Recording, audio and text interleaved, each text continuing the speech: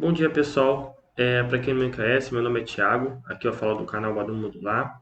Eu sou químico formado, como você bem sabe.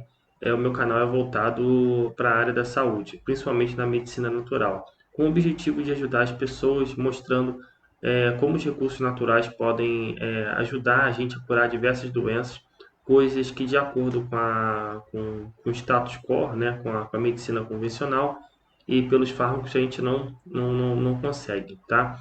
E parte desse trabalho era também alertar daqueles piores alimentos que contribuem para o estado, para o nosso estado de saúde. Tem muita gente que está ficando doente, se alimentando de coisas que aparentemente parecem ser boas, coisas que têm um lobby muito forte, né? Chega a estar entranhado no nosso dia a dia, né? E então o meu objetivo é esse. E aí, o que acontece? Eu estava dando uma olhada aqui no meu HD, né, nos meus arquivos que eu tenho aqui, e achei uma palestra muito interessante. Algumas vezes já citei a respeito do leite, mas nunca fiz um vídeo específico, detalhado sobre o leite, né? E eu achei muito interessante. E eu vou tentar postar aqui, né? Eu vou tentar postar por quê? Porque a gente sabe que esse tipo de conteúdo é, é um conteúdo que pode ter algum tipo de censura, é um conteúdo também que pode ter direitos autorais. Então eu já peço a paciência de vocês aqui, porque de propósito eu coloquei uma música de fundo, de propósito também eu acelerei um pouquinho o vídeo, tá? Mas eu acho que não atrapalha o conteúdo. E de propósito também coloquei um efeito no vídeo. Então, peço encarecidamente, por favor, paciência. Eu estou fazendo isso por amor a vocês, para tentar compartilhar esse conteúdo. De outra forma, não daria para poder compartilhar. Então, peço que não reclame por estar com a música alta, por estar o vídeo assim, assim, assado. Pelo menos é a forma que eu encontrei de tentar divulgar esse conteúdo tão importante que vai ajudar muita gente. A posteriori, eu pretendo gravar um vídeo específico só sobre a questão aí do leite, tá bom? Gratidão, fica com o vídeo aí. Meu nome é Edicele, eu sou médica e, bom, essa pergunta já foi muito bem respondida hoje de manhã pelo Dr. Lair, mas essa aula é uma aula para questionar se leite é mesmo um alimento saudável. E do mesmo jeito que o cigarro há um tempo era passado para as pessoas como uma pessoa que fuma, uma pessoa cheia de juventude, elegante, cheia de poder financeiro. Hoje o leite é passado como uma coisa saudável, mas a gente tem que pensar se convém a gente manter a mesma imagem do leite ou se o leite é um vilão, porque hoje a gente sabe que cigarro causa câncer, mas será que a maioria dos nossos pacientes sabem o mal que o leite faz? Bom, esse é o meu primeiro filho, meu filho mais velho, o nome dele é Davi, e essa era eu. Por que eu falo que era eu? Porque eu era uma pessoa com asma todos os meses, com muito problema com acne. Eu tinha acne em todas as costas, nos ombros, no rosto. Eu não tinha um lugar de colocar uma tampinha de caneta que não tivesse acne na minha pele. Eu tomei isotretinoína durante 3 vezes, tratamento completo com isotretinoína por 3 vezes. E nada resolvia adequadamente. Eu tinha crises de enxaqueca terríveis, com vômitos, eu tinha refluxo e eu passei por uma gama de médicos a minha vida inteira e nada. Eu fiz vários tratamentos para enxaqueca com Naramig, que o senhor citou, com Amato, que quando eu namorei a cirurgia e tudo, quando eu ia dar os pontos, eu tinha tremores nas extremidades por causa do tupiramato e nada funcionava. E meu pai, aqui presente, ele assistia o Dr. Lair e falava pra mim, olha, faz um curso com esse médico é excelente. Só que aquele preconceito da faculdade, a gente não aprende nada sobre medicina funcional na faculdade e acabei deixando isso de lado até quando o Davi nasceu, que a minha história com a medicina integrativa, com a medicina funcional, começa com o nascimento do Davi. Eu não tive nada na gestação de alteração de exame laboratorial. Todos os exames normais. Todas as culturas de urina normais, 0 de infecção, todas as sorologias normais. E eu tive uma gestação muito difícil. A minha alimentação, basicamente, era de leite em caixinha. Meu pai alertava, nós somos mineiros, e ele falava já do leite de caixinha. Olha, doutor Laí fala na internet que o leite de caixinha não é um alimento, para com isso. Mas eu consumia de 1 a 1,5 litro de leite de caixinha por dia, na maioria das vezes com 2 colheres de Toddy, pão de forma, cheio de glúten, e basicamente a minha alimentação era leite, misto quente, iogurte, queijos e somente uma refeição, um almoço não muito saudável. Foi quando eu engravidei e o Davi nasceu. Não pude nem ver o nascimento do Davi, ele foi direto para UTI e Davi não respirou. Foi diagnosticado com taquipneia transitória. Para quem não sabe, taquipneia transitória estourando até 5 dias, o bebê não respira, estourando até 5 dias, nada resolveu, foi entubado, tinha bradicardia, hipotensão e como taquipneia transitória passou 5 dias, foi diagnosticado com sepse, clinicamente com sepse, porque não tinha leucocitose, não tinha desvio para a esquerda, as hemoculturas colhidas de repetição todas negativas, mas tinha febre, resíduo gástrico, diarreia, assim, não sei nem de quê, porque nem tolerava 1 ml de fórmula. Como eu sempre fui estudiosa, eu já sabia que crianças amamentadas com fórmulas, com leite de vaca, porque as fórmulas infantis são produzidas com leite de vaca na sua maioria, essas crianças desenvolvem asma. Eu sabia que o Davi já tinha 80% de chance de desenvolver asma, porque eu era asmática e o pai foi asmático, o meu esposo, Rodrigo. Eu já tinha, antes mesmo de fazer o parto, comprado uma latinha de Nelcate. O parto do Davi, eu sempre sonhei com parto natural, mas eu tive que fazer um parto cesáreo, porque eu sentia dores abdominais terríveis. E todo mundo falava que era frescura. Depois de 3 obstetras, todo mundo falava que era frescura. Eu resolvi fazer o parto cesáreo quando ele tinha 38 semanas. Ou seja, Davi não nasceu prematuro. Davi ficou na UTI e só piorando, um antibiótico, o outro. Depois gentamicina, ampicilina. Depois de muita briga, eu pedi para amamentar o Davi, né? Eu tirava o colostro e esse colostro foi oferecido para o Davi. Davi começou a reagir. Davi saiu da UTI com 13 dias. Eu não tenho foto do Davi logo que ele saiu da UTI. Essa é uma foto aqui. Essa foto é uma foto de dentro da UTI, do primeiro dia que eu peguei Davi no colo, com mais de 10 dias de nascimento. Foi quando ele começou a poder sair da incubadora que tá aqui. Aqui em cima é uma bomba que Davi recebia infusões de medicações. Aqui, o Davi em casa, bem melhorzinho, porque Davi era uma criança tão feia. Diz que toda mãe acha seu filho bonito. Eu não vou mentir. Davi era uma criança tão feia que eu não gostava de tirar foto dele. Davi tinha uma dermatite horrorosa. O olhinho aqui, ele já estava muito melhor, corticoide na pele. O olhinho cheio de dermatite. Aqui na imagem eu acho que não dá pra ver. A gente pode apagar aqui pra tentar. Agora deu. Deu. Ele tinha uma dermatite aqui, ó, que vinha da sobrancelha até a cabeça, toda a cabeça aqui. Ele nasceu sem unhas nos pés. Ele nasceu sem sobrancelhas. Ele tinha assaduras terríveis. E aí começou minha saga com Davi. Davi fazia 12 evacuações diárias. Eu acordava a madrugada inteira para trocar fraldas do Davi. Davi não dormia. Eu passava, se eu juntasse os minutinhos que Davi dormia durante o dia, dava umas 5 horas, em 24 horas, um recém-nascido. Davi tinha refluxo intenso e vômitos. Davi tinha umas assaduras que não tinha o que eu passasse que melhorava. Eu limpava o bumbumzinho dele com algodão e água, mesmo assim ficava assado. Dar banho no Davi era terrível, porque eu colocava ele na água e ele evacuava. Eu tinha que tirar, jogar aquela água fora, lavar a banheira, colocava ele na água e ele evacuava. E de pediatra em pediatra. E nessa saga, eu exausta, primeiro filho, eu passei por 5 pediatras. 5 pediatras falando: meu filho não dorme, meu filho chora o tempo inteiro, meu filho é irritado, essa assadura não passa. E as pediatras falando: mãezinha, é porque a senhora é marinheira de primeira viagem, é assim mesmo. Não tem aquela coisa assim de uma extrema falta de respeito por não me escutarem. Depois de 5 pediatras, eu resolvi procurar gastroenterologistas pediátricas. E nessa procura eu passei por 3 gastroenterologistas. Eu vou mostrar a próxima foto. Quem tiver estômago muito sensível, não veja. Essas eram as fotos que eu levava para as gastroenterologistas, mostrando hematoquesia, raias de sangue e muito, muito muco. O que acontecia? O que elas falavam para mim? Não, é porque só mama no peito. Mama só no peito, pode fazer quantas evacuações quiser. Chora muito mesmo, criança é assim, é porque você não está acostumada. Não, refluxo é fisiológico, toda criança tem refluxo fisiológico. Depois de 8 profissionais falando isso com o meu marido, isso quase acabou com o meu casamento, porque ele achava que eu pegava o Davi no colo o dia inteiro, que de noite o Davi não queria ficar no berço, porque eu mimava o Davi e eu me sentia sozinha no mundo. Só minha família acreditava e eu não achava ninguém. E o quadro se agravando, Davi ficando ruim. Até que Davi teve um quadro de enterorragia. Eu abri a fralda do Davi e era sangue puro. Nesse ponto, eu já não quis nenhum dos 8 profissionais que eu estava procurando.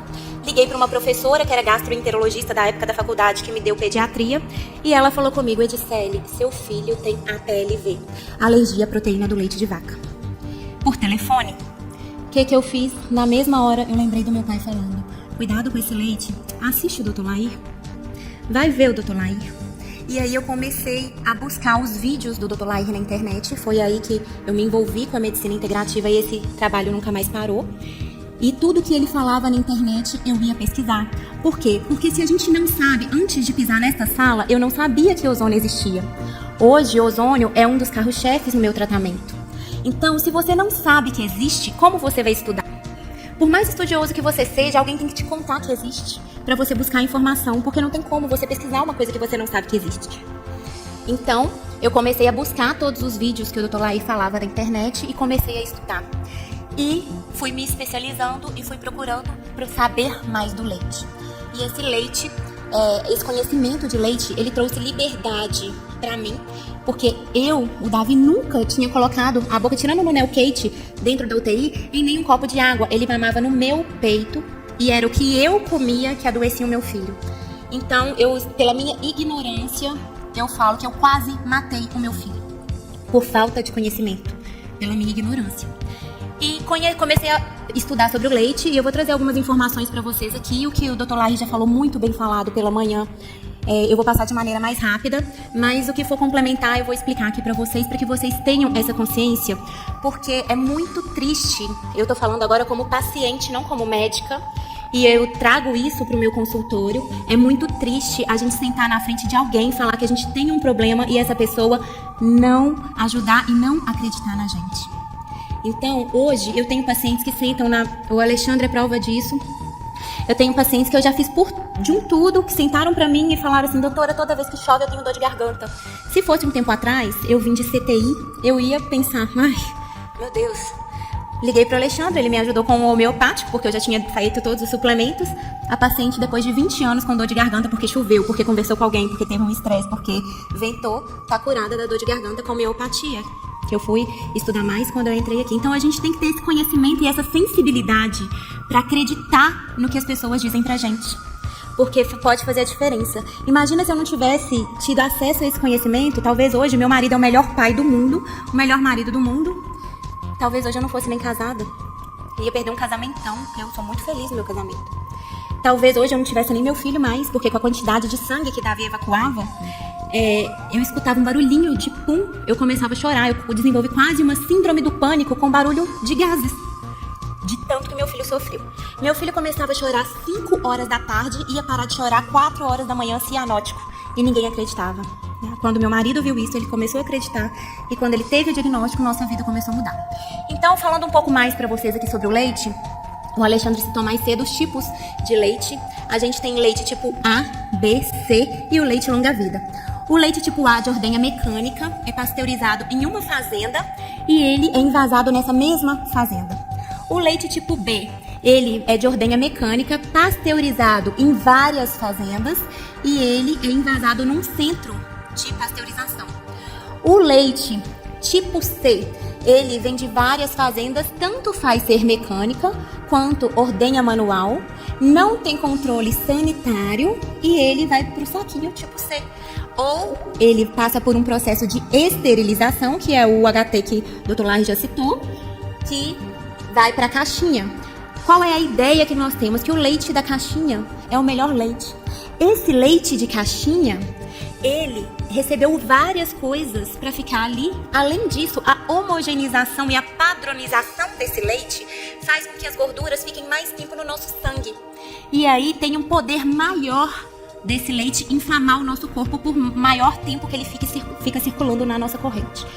O leite, como o Alexandre também já citou, Ele é qualificado em tipo A, tipo B e tipo C pela quantidade de bactérias. O tipo A vai 500 bactérias por ml de leite.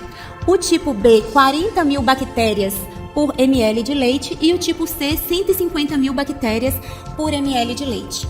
Se a gente for pensar por bactéria, nós aqui já não temos tanto medo de bactérias, porque nós sabemos que a gente tem um microbioma maior que o nosso número de células self.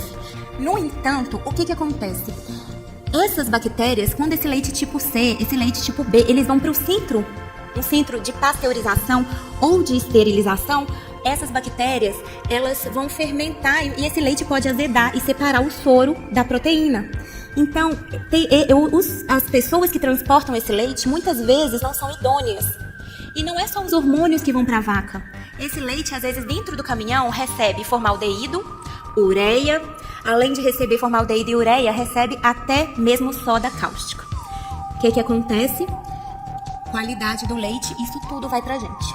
Não é feito nenhum teste, o teste é feito um teste de pH, que é corrigir, que muitas pessoas corrigem com bicarbonato. E feito um teste de contagem de bactérias e esse leite vai para ser comercializado. Eu sou a única médica da minha família. Eu tenho um marido agrônomo, um irmão agrônomo e outro irmão veterinário. Um dos meus irmãos que é veterinário, outro irmão agrônomo já trabalhou com leite. Um dos meus irmãos que é veterinário trabalha em laticínio. Somos todos mineiros. Mineiro tem uma cultura de leite e queijo muito forte. E o meu irmão recebeu uma proposta de trabalho para ganhar 3 vezes mais do que ele ganhava no laticínio que ele estava. E não aceitou. Eu fui questionar por quê. Ele me falou o seguinte: a produção dessa grande indústria, uma marca famosa de leite, de laticínio, essa produção, eles terceirizam o transporte desse leite. Como é terceirizado, o caminhoneiro que tem o caminhão tanque resfriado para trazer esse leite, às vezes ele chega na indústria e o leite não tem uma contagem adequada de bactérias ou um pH adequado, ele não é pago. Se ele não é pago, ele dá uma voltinha com o caminhão e depois aparece com o caminhão com contagem de bactérias e com pH adequado, com o mesmo leite. E aí ele foi me contar o que se colocava dentro desse leite, que não dá nem para contar porque usa até para preservar cadáver na faculdade para a gente poder estudar, e isso é vendido para nós, e isso é mal fiscalizado. Eu não vou nem falar só de qualidade do leite, a gente falou um pouquinho aqui de qualidade, mas a gente também vai precisar falar a diferença entre intolerância, alergia e sensibilidade. O Dr. Laís já falou da intolerância à lactose, então a gente vai passar um pouquinho mais rápido. Quando essa lactose, a gente não produz a lactase e essa lactose fica no intestino, ela passa do intestino delgado inteirinha para o intestino grosso. No intestino grosso, essa lactose vai fermentar. Esse processo de fermentação vai gerar gases. Esses gases vão causar distensão abdominal e flatulência, mas quem dera que fosse só isso. Gera ácidos. Esses ácidos vão prejudicar ainda mais a microbiota intestinal, vão prejudicar a permeabilidade intestinal e vão prejudicar até mesmo o pH do nosso próprio corpo. Isso aqui é subestimado, foi uma figura que eu retirei do G1, que 70% das pessoas têm problema com intolerância à lactose por deficiência de lactase. A nossa produção de lactase começa a cair quando a gente tem entre 4 e 5 anos. E a gente vai perdendo essa produção, mas aqui a gente vê que é uma mídia que protege o leite, já divulgando que 70% tem intolerância. Então a gente vê que até a mídia que protege o leite já está começando a abrir aí a verdade para nós. A gente tem que se preocupar com reação cruzada. Toda pessoa que tem algum problema com leite, ao consumir glúten, esse glúten não é totalmente digerido. Esse glúten irrita a parede intestinal e a nossa lactase é produzida nas vilosidades intestinais. Então, diminui ainda mais a produção da enzima lactase. O contrário também é verdadeiro. Se você pegar uma pessoa com doença celíaca, 50% dos celíacos se consumirem leite, eles vão, no período de pelo menos um ano, se não fizer uma abstenção total, eles vão continuar apresentando sintomas de doença celíaca. Por quê? Porque o intestino já está lesionado e eles não conseguem produzir a lactase. Então, descobrir um problema com o glúten, retire o leite. Descobrir um problema com o leite, retire o glúten. Eles são inflamatórios, ambos fazem muito mal para a saúde. Aqui a gente tem falando da lactose, né? Um copo de leite, ele tem 9,3 gramas de lactose. O iogurte tem menos. Os queijos frescos, menos ainda. Alguns queijos maturados chegam até 0 lactose. A gente tem aí um consumo do açúcar quando vai fermentando. A maturação, a fermentação vai consumindo o açúcar do leite. Mas a gente vai ver que quem dera que o problema do leite fosse só a lactose, né? Ou a deficiência de lactase. O leite, ele é dividido em 87% de água e 13% de sólidos. Dos sólidos, 1% de minerais, 4% de lactose, 4% de gordura, 4% de proteína. Essas proteínas são divididas em duas classes. As proteínas do soro, quem aqui nunca ouviu falar em whey protein? Né? São as proteínas do soro do leite, que podem ser tão alérgenas quanto a caseína, que é 82% do leite. Whey protein. Olha o que eu vou falar. Whey protein é junk food. O atleta pensa que está se beneficiando, está altamente se prejudicando. Whey protein tem que ser jogado fora, não interessa ser isolado, não sei o quê, todos eles. Eu já dei aula aqui de whey protein, mostrando que é, na minha opinião, e de muitos estudiosos, junk food. E totalmente, né, por causa disso, a gente já sabe que é totalmente inflamatório, tá? E a composição do leite, a gente tem variantes genéticas dessas proteínas. O leite contém 4 tipos de caseína autônomas: alfa S1, alfa S2, caseína beta e caseína kappa. Entre as proteínas séricas do leite, as albuminas e as globulinas, né? Proteína do soro, whey. Aqui a gente tem uma representação gráfica disso que eu falei para vocês. E a beta-caseína é a segunda maior parte proteica dentre a caseína, que representa 80% das proteínas do leite. Opa. Então, gente, originalmente as vacas produziam somente a beta-caseína A2. Eu quero contar para vocês que todos os animais e nós, seres humanos, que somos mamíferos, produzimos leite apenas A2. O único animal que produz leite com a A1, a beta-caseína A1, é a vaca. Houve uma mutação entre 5 a 10 mil anos atrás e essa beta-caseína A1 foi associada à maior produção de leite. Então, quem criava o gado e selecionou as vacas que produziam mais leite e começou a selecionar e a juntar esse grupo. E teve uma maior produção de leite, mas aí com a variante beta-caseína A1. Em raças europeias, africanas e indianas, a gente ainda encontra a proteína A2. Mas para o leite ser considerado A2, o gene tem que estar em homozigose. Porque se tiver em heterozigose, vai ser um leite A1 misturado com A2. E esse aqui a gente vai ver que os malefícios dele é o mesmo, basicamente a mesma coisa que o A1. Então tem que ser um gado puro, tá? As caseínas, na verdade, elas são divididas em 13 variantes e a A1 e a A2, que são as formas mais abundantes nos bovinos. Isso aqui é a beta-caseína. A gente tem que entender muito bem o que é leite A1 e leite A2. Por quê? Porque isso já está sendo muito divulgado. Quem nunca recebeu aqui no consultório um paciente que dá um Google antes de sentar na cadeira na sua frente? Então isso já está sendo muito divulgado e o paciente senta e pergunta: não, doutora, você pediu para eu tirar o leite A1, mas e se eu tomar um leite A2? E se a gente não souber, como que a gente fica na frente desse paciente? Então, a beta-caseína A2, ela tem aqui uma prolina na posição 67. Com essa mutação, a beta-caseína A1, ela foi substituída, a prolina foi substituída por uma histidina. Gente, a diferença de um aminoácido. Com essa diferença de um aminoácido, quando esse leite entra no nosso aparelho gastrointestinal, a beta-caseína A2, ela fica uma proteína mais inteirinha E a beta-caseína A1, ela vai ser hidrolisada de uma maneira muito mais fácil. Daqui a pouco a gente vai ver que o leite A2 também vai formar um pouquinho desse composto, mas uma quantidade bem menor. Esse composto já foi citado foi falado, o Dr. Laís já falou dele, que é a beta-cardiomorfina, que a gente vai falar aqui de BCM7, que é um peptídeo de 7 aminoácidos. Justamente aqui na posição onde a prolina foi substituída pela histidina, a hidrólise e a beta-caseína A1 vai formar uma grande quantidade de BCM7. Adoeça feliz. Parece um paradoxo, né? Quem que vai adoecer feliz? Mas é isso que o leite faz com a gente. O leite faz a gente adoecer feliz. Por quê? Porque durante a ingestão de um leite que tenha leite A1, tanto faz se ele é A1 ou A1, A2, a gente vai formar a BCM7, que é um opiáceo. E esse opiáceo, ele pode causar distúrbios digestivos de leves a severos, que variam de flatulência, diarreia, cólica até hiperpermeabilidade intestinal. Só que, por outro lado, pela BCM7 ser um opiáceo, as pessoas que não sentem dor, no caso do Davi, ele sentia dor, então ele chorava o tempo inteiro, ele era muito irritado. No meu caso, depois que eu tirei o leite da minha alimentação para cuidar do Davi, nunca mais eu tive asma.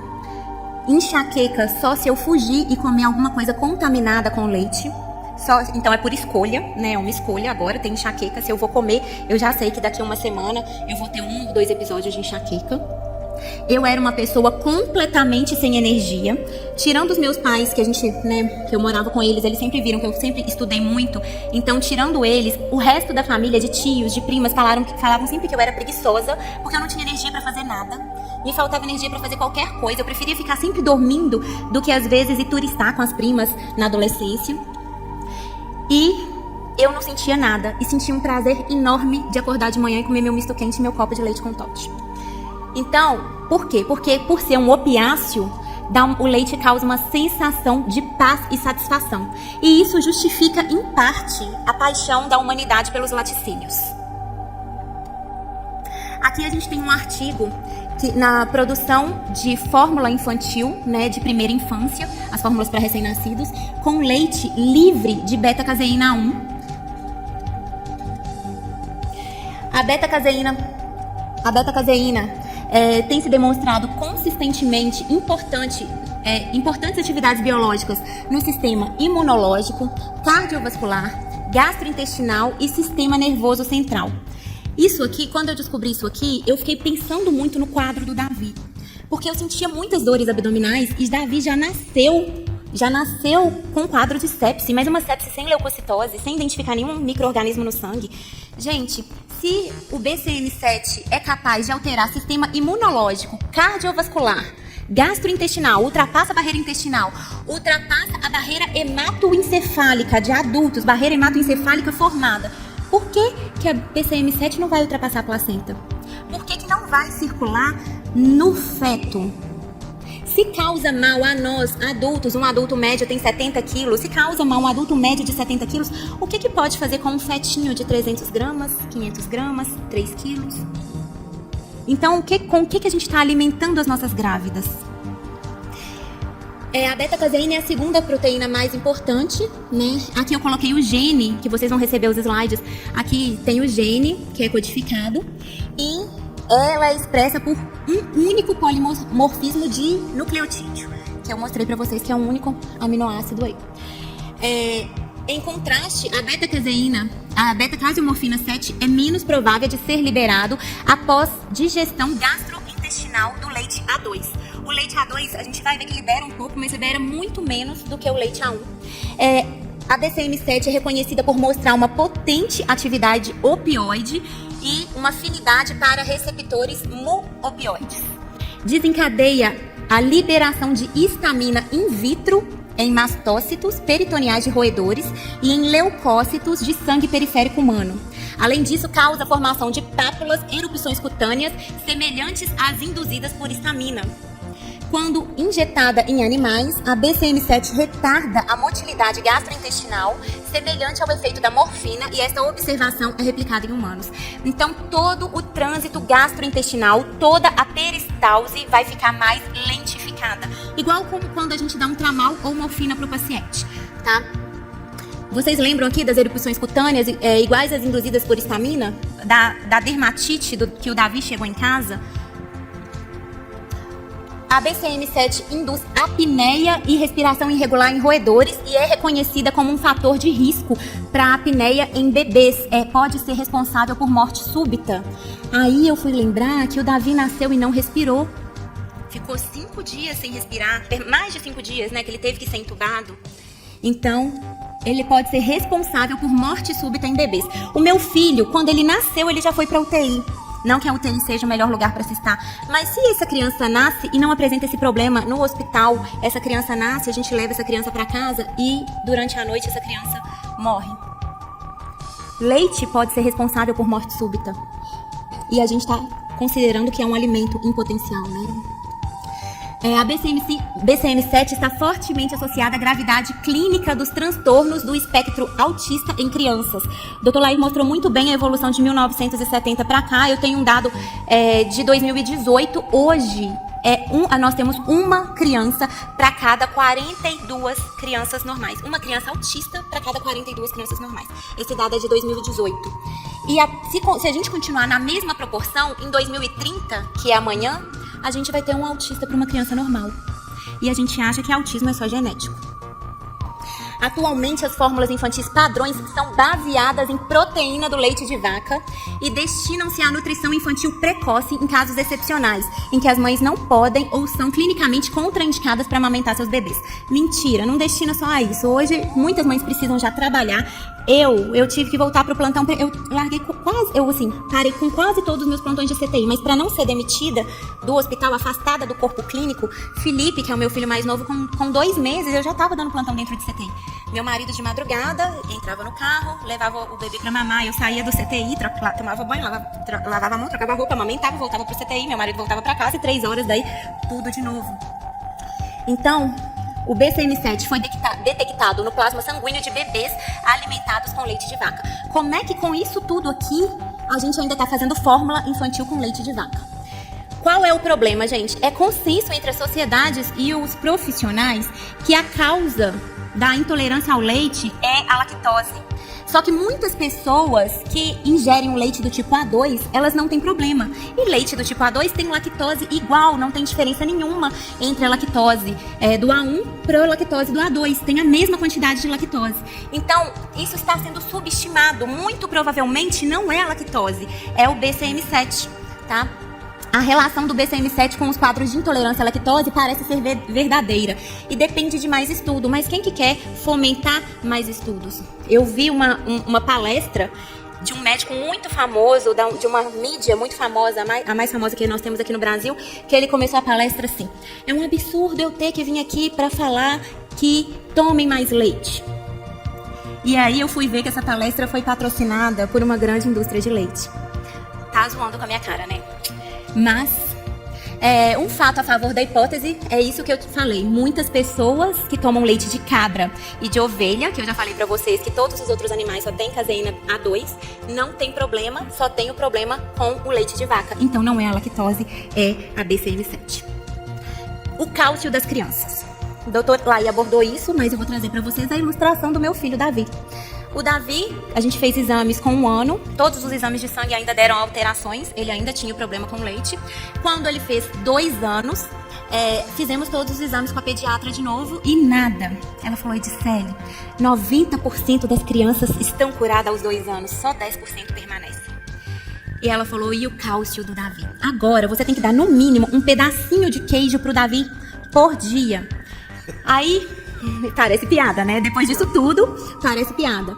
E eu, mãe burra, não tinha pra bancar, né? Eu estudei tudo sozinha, não conhecia ninguém, não podia conversar isso com ninguém, não tinha ninguém pra tomar opinião, só eu e meu marido ali. Eu falei: beleza, vamos lá, porque precisa do cálcio. De onde que eu vou dar cálcio pra essa criança? Precisa do cálcio, a criança não vai crescer. Aí é hora de você perguntar de onde que a vaca tira o cálcio, né? Não toma leite. Não, faltou neurônio, né? Eu tomava tantos anos tomando leite que afetou, demorou a voltar ao normal, né? Então, o que eu fiz? Voltei com o pedacinho de queijo pro Davi, nunca tinha dado antes era o meu seio. O que Davi aconteceu? Ele não teve mais sangue visível nas fezes. Davi desenvolveu asma. Davi não falava, Davi caía à toa, tropeçava à toa, Davi não tinha uma coordenação motora muito boa, Davi começou a ficar pequenininho, né, perto das outras crianças e vivia com febre. A gente levava Davi para emergência com febre que não passava de jeito nenhum, revirava o menino inteiro. Quanto tempo você manteve ele comendo queijo? Meses, porque daí o neurônio, né, por meses. E nesse tempo, ele tinha febre, a gente levava ele pra emergência, furava o menino inteiro, passava sonda pra coletar urina negativa, sem leucocitose, exames normais, e não descobria nada, tirando os quadros de asma gravíssimos que ele tinha. Eu falei, não, eu vou bancar. Banquei e falei, não, vou tirar. Depois, se ele tiver problema com cálcio, eu vou estudar, eu vou conseguir suplementar. Eu não sou pediatra, mas hoje eu recebo no meu consultório grávidas, gestantes e famílias inteiras. Eu atendo desde bebê, recém-nascido até idoso, porque eu suplemento todo mundo, porque eu tive que aprender para fazer na minha casa. Eu tive que aprender para suplementar. Então, a pessoa vai me desculpe aqui os ginecologistas e os obstetras, vai na ginecologista ou no obstetra, rasga a receita e vai lá, doutora, eu quero minha receita. Por quê? Porque eu aprendi para fazer no meu filho. Hoje eu faço em outras crianças. Eu aprendi para fazer nos meus pais. Hoje, em mim. E hoje eu trato todo mundo como eu trato a minha família. Tirei o leite do Davi. Nada. Davi só passa mal só tem sintomas alérgicos, respiratórios e tudo, se tiver contaminação com leite. Mas qualquer contaminação, se alguém picar um queijo e a faca for mal lavada e a gente usar essa mesma faca, Davi responde. E o que eu acho mais engraçado é que a propaganda é dê leite para o seu filho. Pode faltar tudo, de menos o leitinho das crianças. E ainda fala que o que está fortificado, que ainda tem adição de vitamina D, que é ergocalciferol, que a gente não absorve muito. E a, né? vitamina que é fortificada aí, não é a D que você conhece, não. A D que você conhece, que está fazendo esse sucesso todo em tratar e prevenir Covid, é a D3.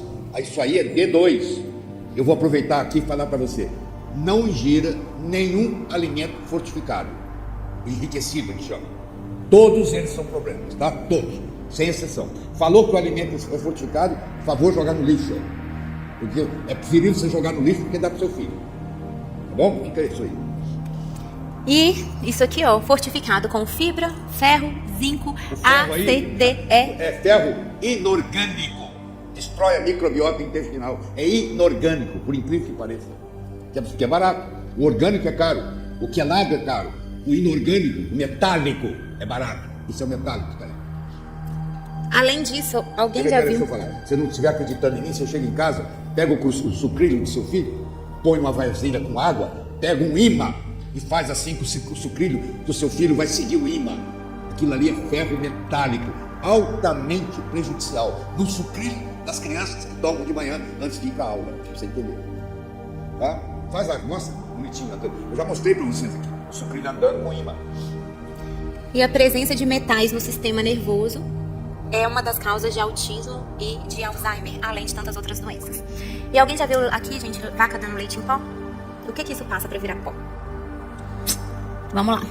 Isso aqui o doutor já abordou muito bem. Os laticínios podem contribuir para tudo isso.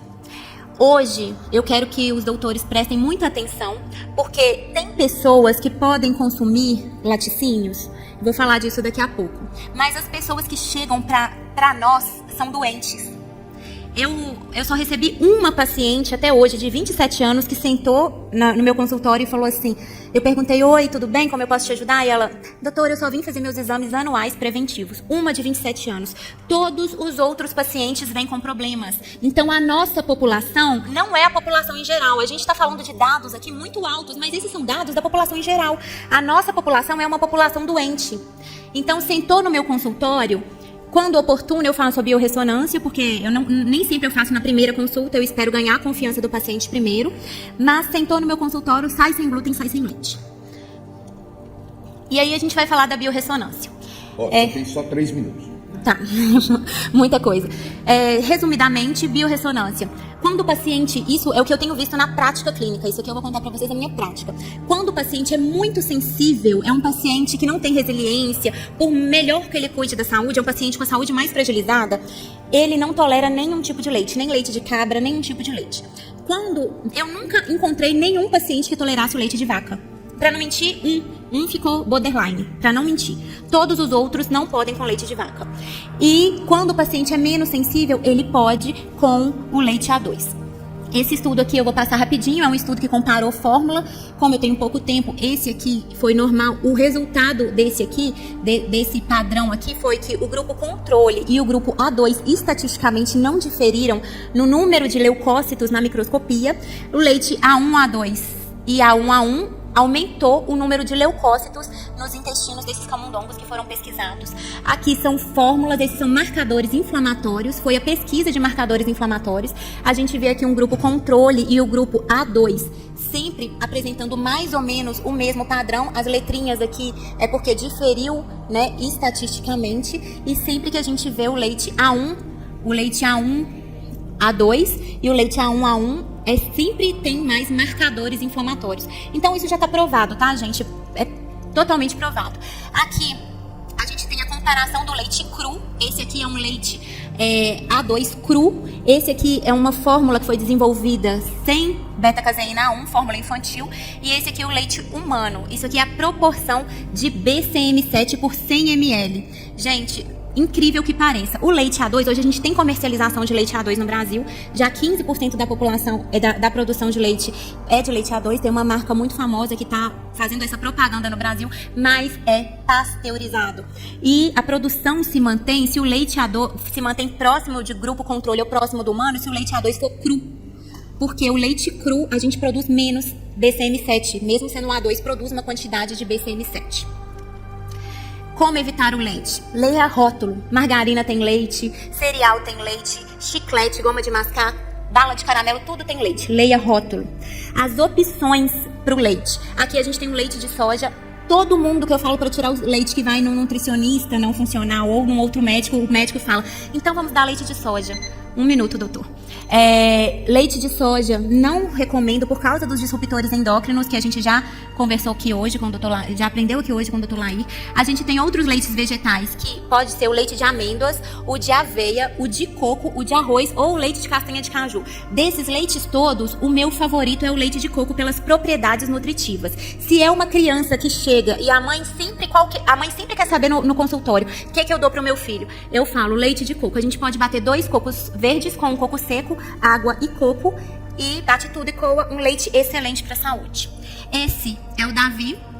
Hoje o Davi é extremamente saudável, inteligente, e esse é o Felipe. O Felipe também é APLV, mas aí a mãe já era mais esperta, o Felipe não teve problema nenhum. É isso, gente, muito obrigada. Mas você pegou um limão e fez uma limonada. O seu sofrimento, o sofrimento do Davi, está ajudando muita gente. Porque só o fato de se apresentar essa história é muito mais eloquente de toda a minha apresentação teórica que eu dei hoje de manhã.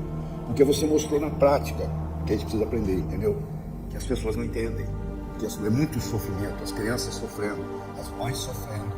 E os médicos não entendendo o que está acontecendo. Muito obrigada por toda a contribuição que o senhor dá para toda a sociedade brasileira, não só nós aqui, mas em nome do Davi. O Davi até gravou um videozinho, eu não consegui trazer, mas muito obrigada por tudo que o senhor faz, porque a gente sabe o quanto custa e só quem já passou na pele sabe o quanto é importante. Meu pai tá aqui, um dia minha prima me ligou e falou assim, Edseli, cuida do seu pai, porque eu tive que virar o café dele em um copo duplo, porque ele não estava conseguindo tomar café na xícara, de tanto tremor de extremidades. A gente tirou o leite, o glúten, fez tratamento dentário. Estica a mãozinha aí, pai. Muito obrigada. Vale a pena, né? Viu o resultado? Bonito, muito bonito. Então agora você vai, quanta gente você está ajudando e vai ajudar o resto da vida por causa disso. Né? Fez um limão, uma limonada. Obrigada. Tá bom?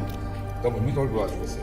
Né? Mas você grava, no próximo módulo você traz a gravação da vida. Trago. Obrigada. Muito bem, gente. É isso aí. Eu acho que com essas apresentações, nós fizemos 3 blocos sobre leite. Não lembro fazer 10, isso aqui não acaba não.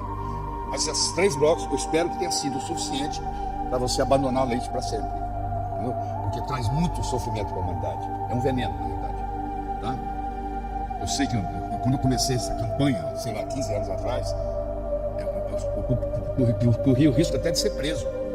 Porque as empresas de leite querem me processar. Porque eu não posso falar mal do leite. Que é isso? Eu tenho que falar o que a literatura está mostrando. A quantidade de gente que tem enxaqueca, a quantidade de gente que tem otite, criança pequenininha, com otite média, dor de ouvido, você pode tirar o leite e pode falar para os pais, está curada. Porque você não vai errar uma. Tem gente toda, vem otite, vem um antibiótico toda semana, entendeu? Vem uma perda, não vai na escola, tudo isso por causa do veneno. Você tira com a mão esses acnes horríveis, você tira o leite, o acne cura, não fica nem cicatriz, porque a criança jovem, se aconteceu com você, nem fica cicatriz. Tudo machucado, o rosto inteiro, você tira o leite, 3 semanas, 4 semanas depois, a pele está limpinha. Tá bom? Se você for tomar leite, eu vou estar lá te olhando.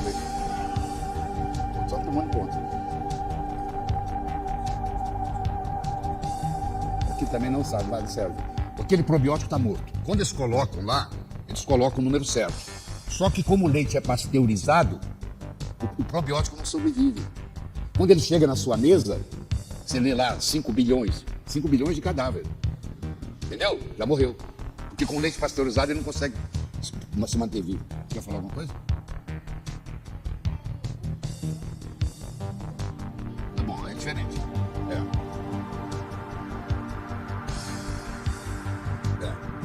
Você viu depois eu mostrando ali hoje a carragena? Eu mostrei aqui do iogurte, né? Talvez você não estivesse na sala. Mas eu mostrei hoje, recomendando para não fazer. Não tire.